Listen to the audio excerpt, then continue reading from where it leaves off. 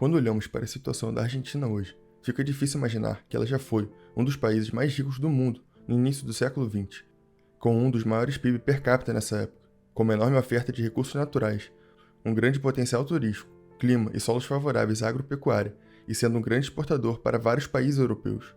No entanto, o que vemos atualmente é um cenário completamente diferente. No mês de fevereiro de 2023, a Argentina atingiu 98,8% de inflação no acumulado dos últimos 12 meses. Esse é o percentual mais alto desde outubro de 1991, quando o número ficou em 102,4%. Crises atrás de crises e um governo que toma medidas cada vez mais desastrosas, levando o país para um buraco que parece nunca ter fim. Mas afinal, o que realmente causou o colapso na Argentina? No início do século XX, a Argentina era um dos países mais ricos do mundo. Mas por que a Argentina era tão rica naquela época? Bem, toda essa riqueza pode ser resumida basicamente a duas coisas: seus incríveis recursos naturais e sua geografia privilegiada. A Argentina possui uma vasta extensão de terras férteis, com um clima ideal para o cultivo. Isso criou o ambiente perfeito para o desenvolvimento agrícola. A economia da Argentina naquela época era fortemente dependente das exportações agrícolas, especificamente grãos e carnes. Eles foram capazes de produzir esses bens em abundância, a um custo menor do que outros países. Isso os tornou um importante exportador no mercado global, com alta demanda por seus produtos. Mas não foi apenas a qualidade dos produtos que tornou a Argentina tão rica, foi também a infraestrutura de transporte que eles desenvolveram.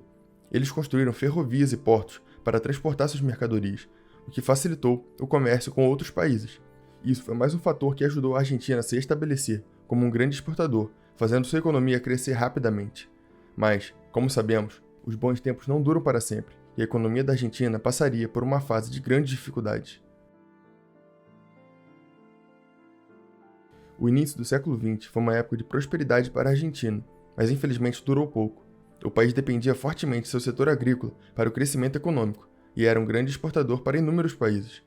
Essas exportações estavam em alta demanda no mundo, principalmente países como os Estados Unidos e algumas nações europeias. No entanto, com a crise de 1929, o mundo entrou em uma depressão econômica sem precedente, fazendo com que a demanda por esses produtos despencasse e os preços desses produtos caíssem drasticamente. Isso teve um impacto devastador na economia da Argentina, já que muitas empresas e agricultores dependiam fortemente da exportação desses produtos. O país entrou em uma profunda recessão e muitos negócios foram forçados a fechar. As taxas de desemprego dispararam e a pobreza tornou-se generalizada. Não só isso, como também com o passar dos anos, a Argentina tornou-se cada vez menos competitiva no mercado global. A introdução de novas tecnologias agrícolas em outros países, bem como as mudanças na demanda do consumidor, tornaram mais difícil para a Argentina competir. Além disso, as terras do país estavam cada vez mais concentradas nas mãos de um pequeno grupo de ricos proprietários, o que limitava as oportunidades para pequenos agricultores e comunidades rurais. Mas, na verdade, o fator que teve maior peso no colapso da economia da Argentina foram suas políticas desastrosas. Essas políticas levaram o país a promover nada menos do que 6 calotes no pagamento de sua dívida externa, que começaram quando, em 1930, o país teve seu primeiro golpe militar no século XX, com o pretexto de estabilizar a economia, que passava por um momento delicado. Entre 1930 e 1983, foram 6 golpes de Estado, sendo 5 deles resultantes em ditaduras. Presidentes de todos os espectros políticos se revezaram no poder, substituindo uns aos outros, mas mantendo uma essência, o nacionalismo exacerbado. E talvez a maior representação desses modelos políticos que levou a economia a estar na atual situação foi o governo de Juan Perón.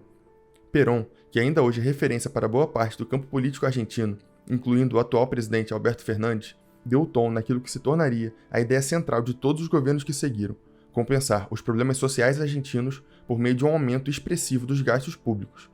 Perón chegou ao poder pela primeira vez em 1946, e suas políticas visavam beneficiar a classe trabalhadora e promover o crescimento econômico.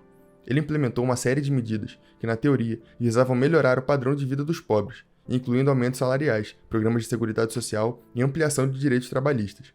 Ele nacionalizou muitas indústrias, incluindo transportes, telecomunicações e o Banco Central. Inicialmente, suas políticas deram resultado positivo, com aumentos salariais que colocaram a Argentina como a maior classe média, proporcional à sua população, na América Latina, atingindo 40% de sua população na década de 60. No entanto, muitas dessas políticas também eram muito caras, e o governo tomava grandes empréstimos para financiar esses programas, resultando em uma grande dívida pública, além de uma inflação constantemente alta. O governo tomou empréstimos pesados de organizações internacionais, como o Fundo Monetário Internacional, para financiar seus gastos. E à medida que a dívida aumentava, os pagamentos de juros se tornaram um fardo significativo para a economia. A inflação chegou a uma média anual de 26% entre 1944 e 1974. Além disso, os gastos do governo muitas vezes eram inúteis e ineficientes, e muitos projetos de obras públicas eram prejudicados por corrupção e má administração. Para piorar, ele impôs pesadas tarifas sobre produtos importados e restrições à movimentação de capital, o que limitou as oportunidades de investimento e desencorajou os investidores estrangeiros no país. Isso criou indústrias pouco competitivas, forçando a população local a pagar mais caro em produtos nacionais, impedindo a própria indústria nacional de importar máquinas e equipamentos para melhorarem sua produtividade. Isso, em conjunto com o aumento dos gastos do Estado, que sempre vinham acompanhados do aumento de impostos, fez com que o ambiente de negócios argentinos ficasse cada vez menos atrativo, o que acabou sendo mais um fator para afastar investimentos estrangeiros, fazendo com que a Argentina entrasse em um cenário cada vez mais decadente. Apesar de sua morte em 1º de julho de 1974, o peronismo ainda está muito vivo nas políticas argentinas. Mesmo após anos sofrendo as consequências de políticas irresponsáveis e populistas, aumentando cada vez mais a dívida do país, até o ano de 2019, a Argentina possuía um PIB per capita um pouco maior que o do Brasil, de aproximadamente 9,9 mil dólares, enquanto nós possuímos um de 8,7 mil dólares. Até então, o cenário da Argentina não parecia ser tão ruim assim. No entanto, no ano de 2020, com o início da crise sanitária, a situação foi de mal a pior. Adotando o lockdown ininterrupto mais longo do mundo, a Argentina se afundou em uma das piores crises econômicas de sua história.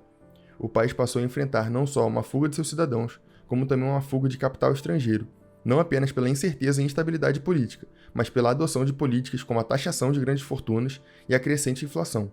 Além disso, como forma de reduzir o desemprego no país, o presidente Alberto Fernandes resolveu proibir a demissão, o que piorou ainda mais a crise no país. Outra medida que já se provou ser extremamente ineficiente, mas que o presidente da Argentina resolveu aplicar como forma de controlar a inflação, foi o congelamento de preços, o que em última instância leva apenas ao desabastecimento e, consequentemente, aumento ainda maior dos preços.